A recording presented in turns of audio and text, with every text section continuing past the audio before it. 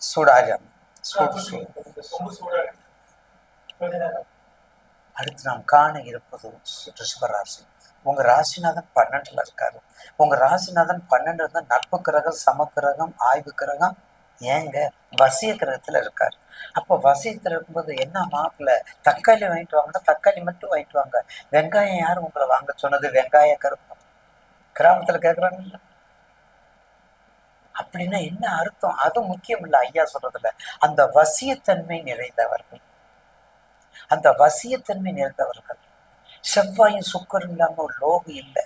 செவ்வாயும் சுக்கரம் இல்லாம ஜனனம் இல்லை. செவ்வாயும் சுக்கரம் இல்லாம மரணமும் இல்லை. புனரபி ஜனனம் புனரபி மரணம். அதனாலதான் ராசிநாதன் உங்களுக்கு அங்க இருக்காரு. அப்போ இருக்கும்போது நிச்சயமாக உங்க ராசிக்கு அதாவது தர்ம கர்மாதிபதியா இருக்கக்கூடிய சனீஸ்வரர் பாருங்க எங்க இருக்காரு. உங்க ராசிநாதன் வேணா 12ல இருக்கலாம், ஆனா உங்களுக்கு எல்லாத்தையும் கொடுக்கக்கூடியவர் எங்க இருக்காரு? லாபாதிபதியா இருக்காரு. அப்ப பயன்படுத்திக்கிறோம்ல. அப்ப லாபாதிபதியா நீங்க பயன்படுத்திக்கிறோம்ல. அப்ப நிச்சயமாக லாபம் எப்படி வரும்? சம்பாரிச்சா லாபம் வரும், உழைத்தால் லாபம் வரும், சேமித்து வைத்தால் லாபம் வரும். சேமிச்சு வச்சாதான் லாபம் வரும். இதுல உழைச்சாதான் சம்பாதிக்கணும், உழைச்சு சம்பாரிச்சு சேமிச்சாதான் லாபம் வரும். விரைவு பண்ண எப்படி லாபம் வரும்? அதனால கண்டிப்பா ரிஷபராசி நேயர்களுக்கு இந்த மாதத்துல இந்த சனி பகவான் உங்களுக்கு லாபாதிபதி இருந்து கொண்டு எல்லா காலங்களிலும் கொடுக்க மாட்டாரு. உங்களுக்கு நல்ல நேரம் எப்ப வருது அந்த நேரத்துல எல்லாத்தையும் கொடுத்துருவோம். அதை மட்டும் பயன்படுத்திக்கிட்டா நிச்சயமாக இந்த ரிஷபராசி நேயர்களுக்கு பெண்கள், அழகு, வண்டி, வாகனம், சிறப்பு, மதிப்பு, மரியாதை எல்லாமே உண்டு. எல்லாமே உண்டு. பழக்கம் தனகாரகன் தான் 12ல இருக்கார். தனகாரகன் செல்வத்தை ஈட்டக்கூடியவன், செல்வத்தை கொடுக்கக்கூடியவன். அப்ப இந்த மாசத்தை நீங்க அப்படியே இந்த ஜூலை மாசத்தை, ஏன்னா உங்களுக்கு அடுத்து நமக்கு வக்கரம்லாம் வருது. அடுத்து சனி வக்கரம் வருது, குரு வக்கரம் வருது, செவ்வாய் வேற கேதோடு சேர்ந்திருக்காரு. உங்க ராசிக்கு 4ல இருக்காங்க. அப்ப குடும்பஸ்தானம், சுகஸ்தானம் கவனமா இருக்கணும். அப்ப இதெல்லாம் ரொம்ப எண்ணிக்கை எல்லாத்தையும் நுணுக்கமா பார்க்கணும்.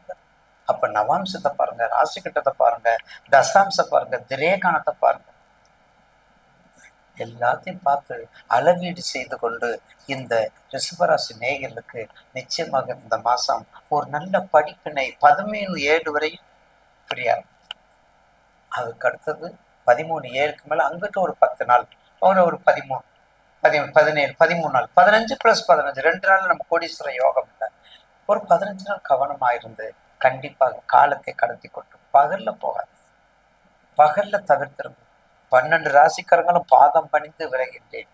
எங்க பார்த்தாலும் விபத்து, எங்க பார்த்தாலும் 12ஆம் இடம், எங்க பார்த்தாலும் 8ஆம் இடம். அப்படித்தான் எங்க பாலிசில சொல்லணும். எங்க பார்த்தாலும் 6ஆம் இடம். 6, 8, 12க்கு அதிகமான மதிப்பு ஆகிவிட்டது. 6, 8, 12க்கு அதிகமான மதிப்பு ஏறிவிட்டது. எங்க பார்த்தாலும் சண்டை, எங்க பார்த்தாலும் சச்சரவு. அப்ப 6ஆம் இடம். எங்க பார்த்தாலும் வம்பு, வழக்கு, கோர்ட்டு. அப்ப 8ஆம் இடம். எங்க பார்த்தாலும் செலவு, விரயம் 12ஆம் இடம். அப்ப 6, 8, 12க்கு அதிகமான இடத்தை கொடுக்காதீங்க. பெண்கள் சம்பந்தப்பட்டது, டெக்ஸ்டைல் சம்பந்தப்பட்டது, தொழில் சம்பந்தப்பட்டது, இதெல்லாம் நீங்க பண்ணிட்டு வந்தா இந்த மாசத்தை அப்படியே மூவ் பண்ணி நீங்க கொண்டு போயிடலாம். இந்த மாசத்தை மூவ் பண்ணி அப்படியே கொண்டு போயிடலாம். அப்ப கண்டிப்பாக வழிபாடு, மேசத்துக்கு முருகன் வழிபாடு பண்ணுங்க. அதை நான் சொல்லலை. மேசத்துக்கு முருகன் எல்லா ஆலயங்களும் பண்ணுங்க. ரிஷபத்துக்கு ரிஷப வாகனத்தில் இருக்கக்கூடிய பிரதோஷ வழிபாடு நல்லா பண்ணுங்க.